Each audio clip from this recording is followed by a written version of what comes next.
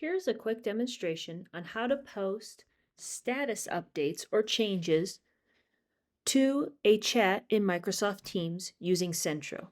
Here on my case, 1029, when I change the status,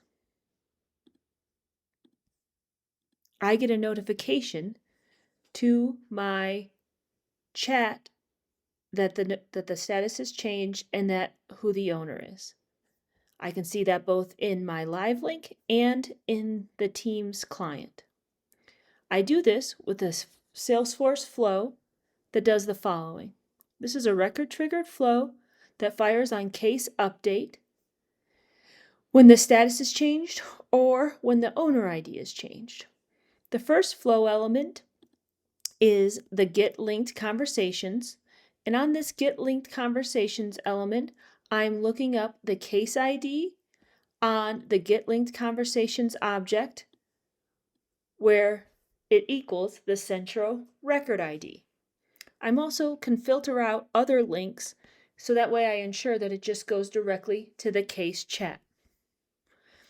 In this case, I'm only returning the first record and I'm setting my variables in separate variables where my channel ID is equaled to my channel GUID here. Then in my decision flow element, I'm making sure that that case is linked to ensure I don't have any flow failures. If the case is not linked, then I have a default outcome. If the case is linked, I use the Centro Send Notification Flow element and I turn on Use Variable and put in the channel ID. Here, I put in the message text that I want to display. In this case, I'm passing in two variables of the status and the owner. I'm simply setting those variables here where the V status is the status of the case. And then I have a formula field that is concatenating the user first name and last name to put into these fields.